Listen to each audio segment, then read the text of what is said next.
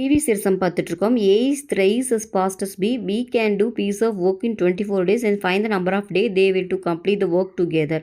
A என்பவர் B என்பவரை காட்டிலும் வேலை செய்வதில் முன்மடங்கு வேகமானவர் எனில் B ஆனவர் ஒரு வேலையை 24 நாட்களில் முடிப்பார் எனில் இருவரும் இணைந்து முடிக்கும் ஆக எத்தனை நாட்கள் எடுத்துக்கொள்வார்னு கேட்குறாங்க. ஸோ இந்த மாதிரி சம்மில் வந்துட்டு யார் திறமையானன்றதை கரெக்டாக கால்குலேட் பண்ணிக்கணும். இங்கே பாருங்கள், ஏ என்பவர் வந்து பி என்பவரை காட்டிலும் திறமையானவர். இப்போ ஏ தான் திறமையானவர். ஓகேவா?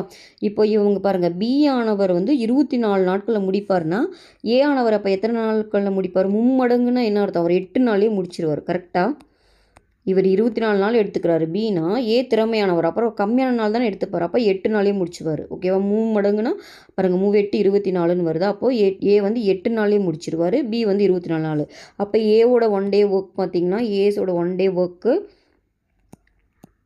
8 நாளில் ஒரு வேலையை முடிக்கலாம்னா 1 டேயில் 1/8 ஒர்க் முடிப்பார்.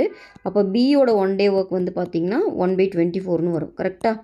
இப்போ 2 பேரும் சேர்ந்தது தான் கேட்குறாங்க. ஏ ப்ளஸ் பியோட அப்போ 1 டே ஒர்க் தான் நம்ம கண்டுபிடிக்கணும். அப்போ என்ன ஆகும்? 1 + 8 + 1 + 24. அப்போ எல்சிஎம் பார்த்திங்கன்னா இங்கே 3 3 ஆகிடுமா? அப்போது 4/24ன்னு வரும். கேன்சல் பண்ணிங்கன்னா 1/6ன்னு வரும். ஓகேவா? அப்போ கீழே இருக்கிறத நம்ம எப்பயுமே டேவாக எடுத்துக்குவோம். கரெக்டாக இப்போ பாருங்கள், 8 டேஸில் ஒரு ஒர்க்குன்னா அந்த 8 தான் கீழே வந்து டேவாக வரும். அப்போ இங்கே கீழே வர்றது தான் டே. அப்போ 6 டேஸ் தான் இந்த சம்மோட ஆன்சர். ஓகேவா?